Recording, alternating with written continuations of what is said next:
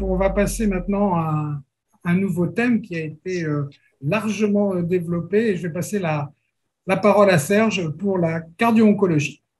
Oui, merci Christophe. Cette cardio-oncologie prend une place de plus en plus importante. Alors, on a présenté ici les recommandations, les guidelines à propos de cardio-oncologie.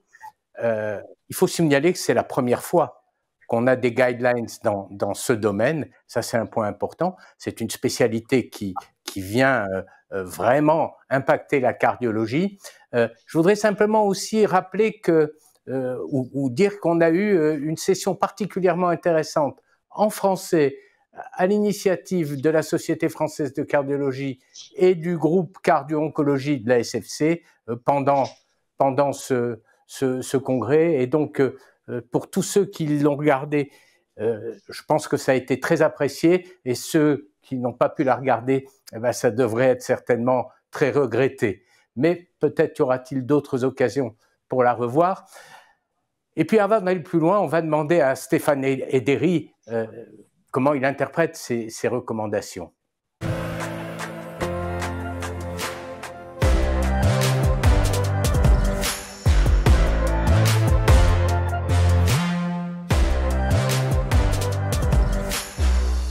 Au cours de ce congrès de Barcelone en présentiel 2022 ont été communiquées les recommandations de cardio-oncologie. C'est quasiment le premier document que l'on peut appeler recommandation.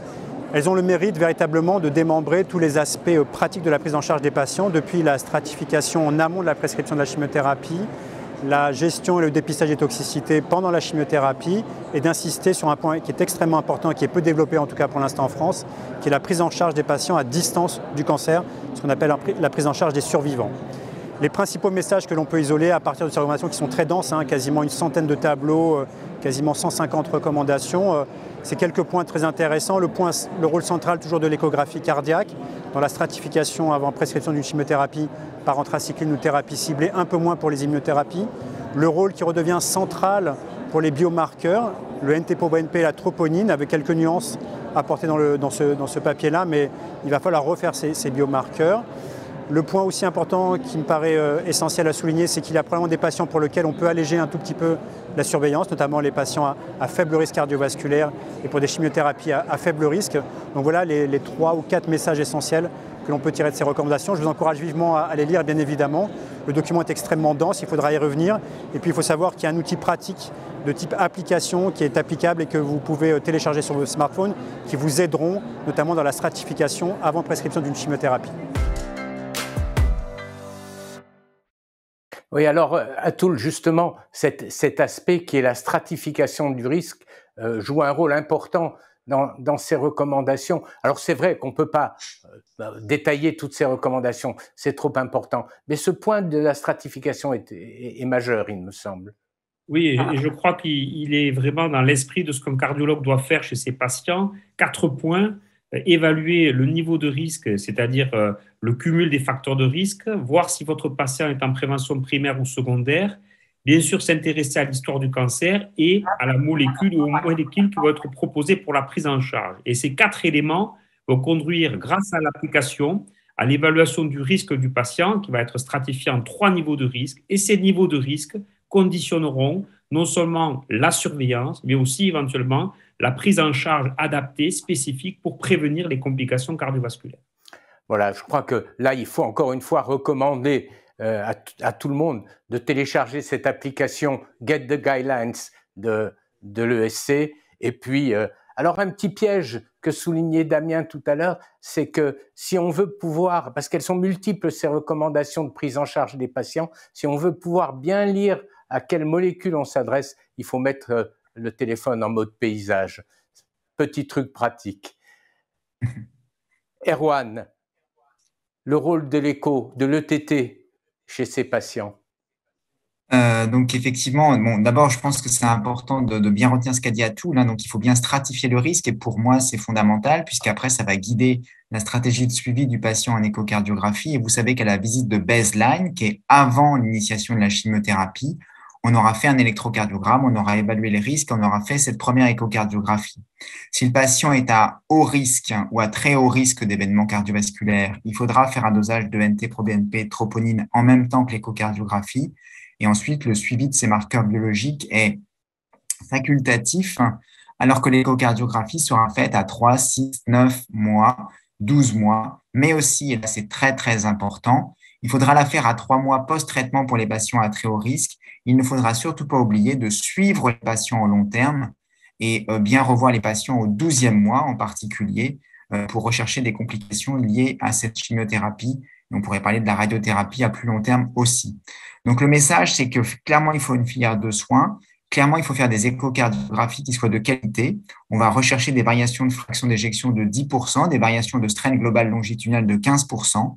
Et vous verrez dans les recommandations qu'il est en grade 1, la mesure de la fraction d'éjection 3D, et que donc il est maintenant nécessaire de changer nos pratiques pour être un peu plus incisifs sur des techniques un peu plus modernes que la simple échographie bidimensionnelle. Il ne faut pas seulement changer nos habitudes, il faut changer nos appareils aussi alors.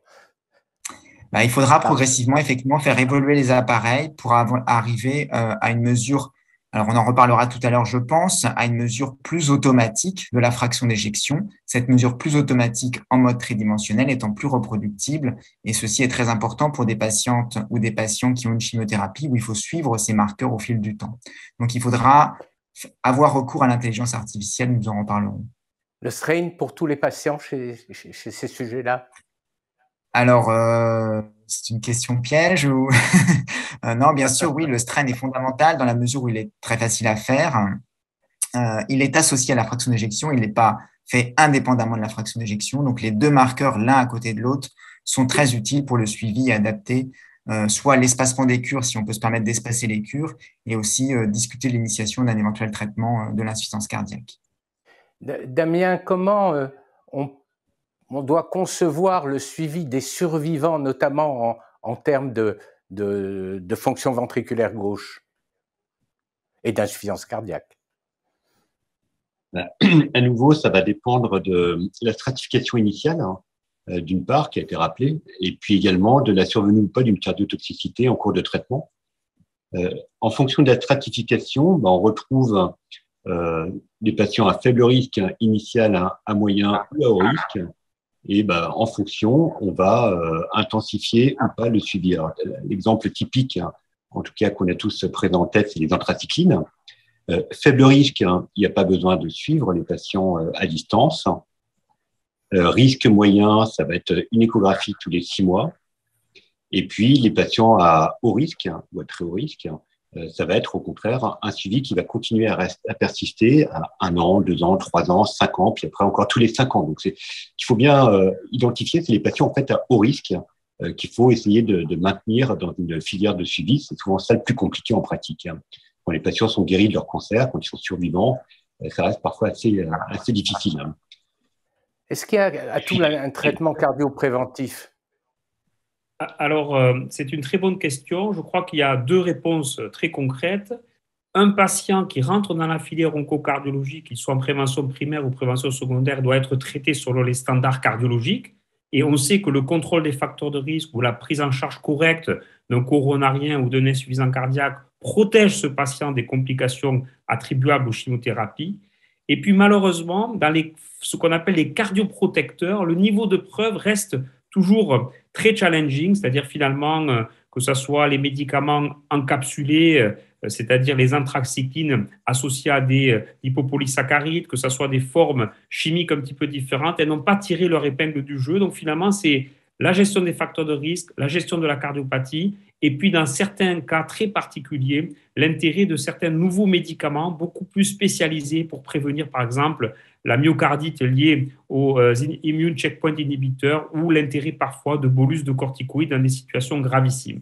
Donc, il y a le gros travail des cardiologues avec ce qu'ils savent faire et puis du travail de surspécialité.